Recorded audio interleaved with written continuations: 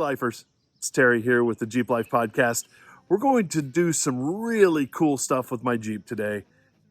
It's getting an upgrade. And I've got my brilliant mind behind me, Scott Ammerman. He's going to take care and walk us through a lot of stuff. We're getting new fender flares to match his MCE fender flares. Hey everybody. So this is Terry's Jeep right now. He's got the original factory fenders, which are made out of ABS. It kind of seems like when we're talking about switching to another plastic fender that it's a lateral move.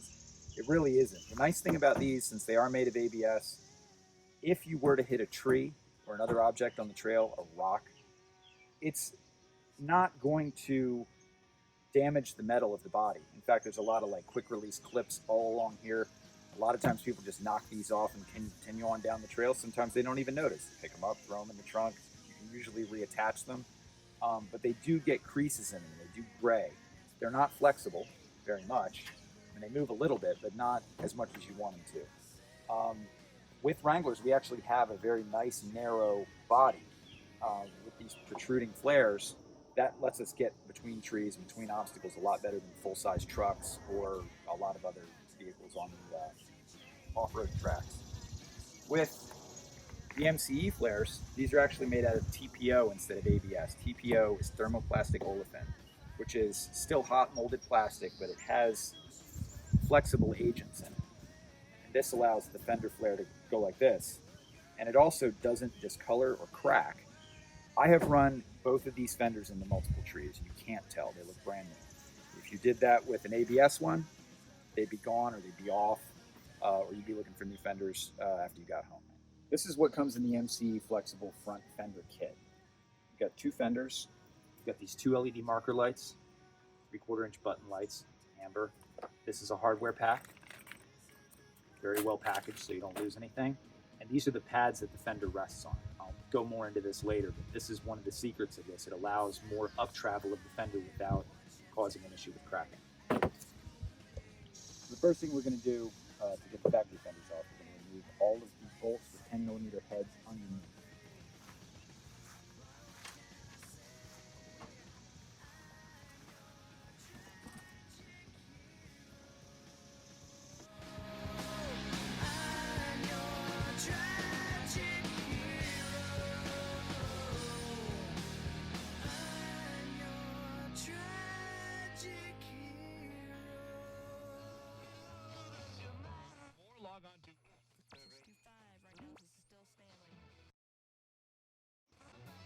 Next thing we're going to do is cut the wire for the marker lights. There's a tiny little Christmas tree zip tie up here. You can cut it right behind it, and that'll give you enough length. Just feel up and get it. This is just so when we remove the fender, this doesn't end up being its bungee jumping rope. And with that cut, you can just drop it down out of the way. And this is all the mud that Terry has been driving through all these years. And now, since Terry never had the opportunity to remove this fender with a tree in the woods, he's going to remove it by hand in my driveway. Yep. So we are going to save most of this inner splash shield to cover the inside of the fender here. So now Terry's going to clean the mounting surface. We need to do this and then remove the plastic clips that were there to hold the factory fender on. This only takes a couple of minutes, but it's a good idea because any of the debris that's trapped between the fender and the body is going to slowly rub away at the paint. So now we're going to remove these plastic clips that we're all holding the factory fender on. This is a really good clip tool. The only downside to one like this is that sometimes it can shoot the clips across the yard. So you just want to put your hand in front of it and gently pry them evenly up. This pad is, like I said earlier, this is one of the secrets of the MCE system. Fender rests on top of this, so it's not firmly attached to it, and this actually can also flex. So we can use this to fit exactly against the bottom of the fender and also adjust it for preload so that the fenders, which are flexible, don't shatter on the highway. So now we've marked all of our hardware holes in the body. And one of the things that's important to note is this is where your fenders mount to. If you use a metal fender and you hit a tree in the woods, all of that force is transmitted into this thin single wall steel here. That can present a problem because the entire tub along this side can get rippled. With the flexible fender, it's not going to do that. It's not going to, add to the stress on this, and it'll allow it to go through obstacles a lot more cleanly. Now, what we're going to do before we drill these holes is we're going to center punch them. So we just line this center punch up with the hole.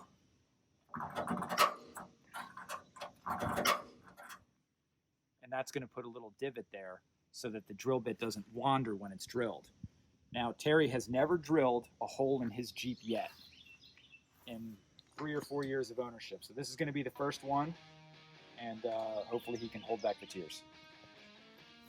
I'm dying inside a little bit.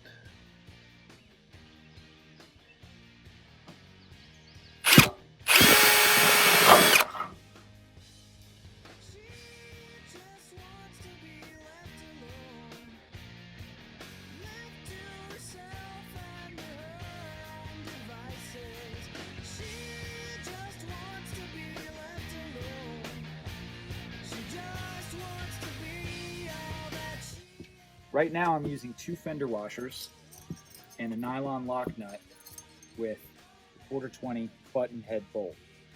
We're installing these loosely so that we can come back and tighten them later.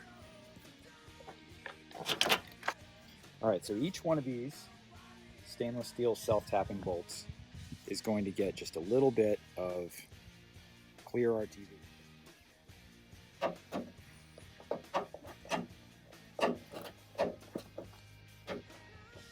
Now Lexi's going to solder these 2 wires together. This is for our connector for our marker light that's going to go in the fender.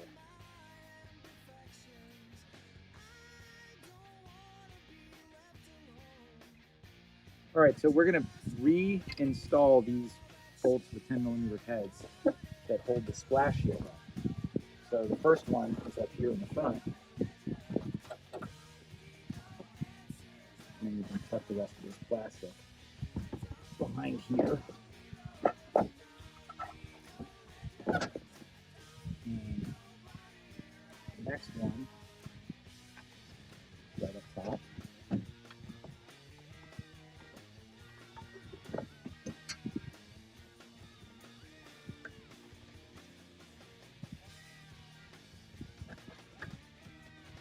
We'll zip tie these wires up in a minute. This gets tucked up inside.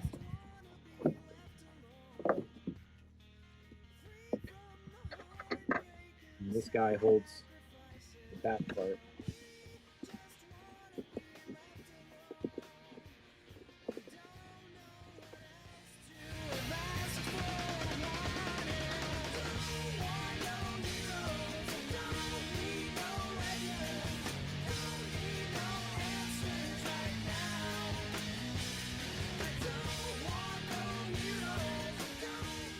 So just to show you how simple it is to remove the rears, you don't really need a trim tool, you don't really need anything with this.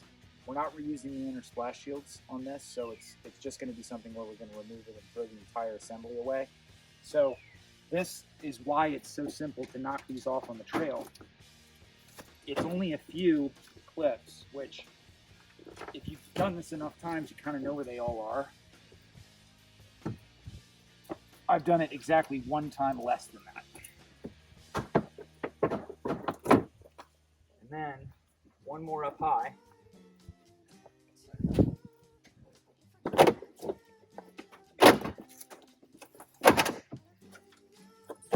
That's why they end up in the woods. That said, we do need to remove all these Christmas tree clips, or I guess we call them holiday furs, or something like that. So you pull all these guys out.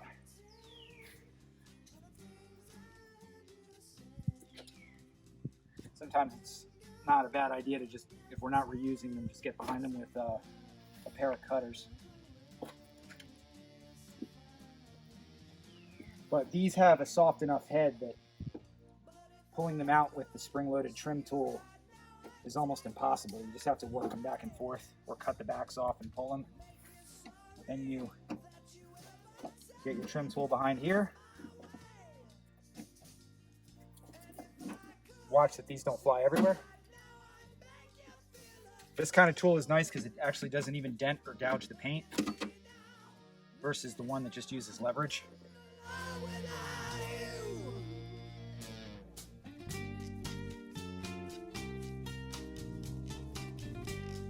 Now Lexi is going to center punch all the holes that we just marked. And we've got 8 holes on that. So the rear, it's a little bit of a different mounting setup than the fronts. It's just going to be holes that are drilled and self-tapping screws in this one.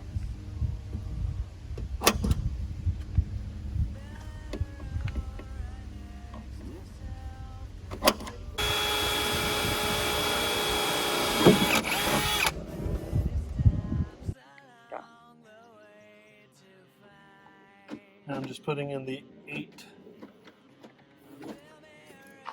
tap screws, self-tapping screws in the back.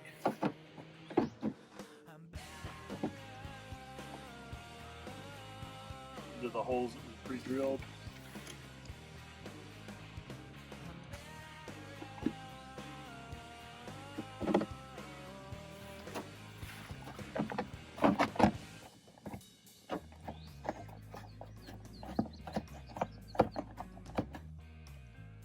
Just a quick note on fender preload. Those pads that we installed earlier, those actually sit against the bottom of the fender to keep it from having excessive upward movement. And it is essential for those to be able to flex out of the way in case your tire comes into contact with them off-road or a tree comes into contact with them. It's not a solid spot, but you do need to spin these out until they come into contact with the bottom of the fender so that now we've limited the upwards travel. The best way to figure out how far you should be up is to take a view from a little bit further back, maybe 15 or 20 feet away, and just make sure the two are even. But right here, this is good. We don't see a bulge in the fender here. We don't have a lot of upwards movement. This isn't going to flap on the highway.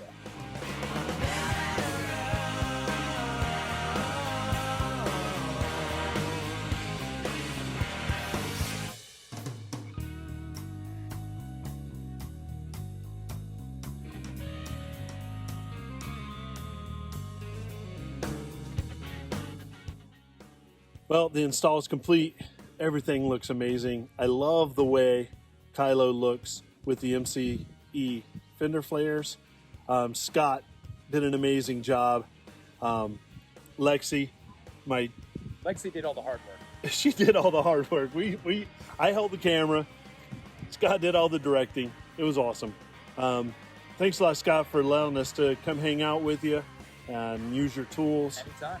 It was awesome. Well, we'll see you on the trails, guys. Have a great day.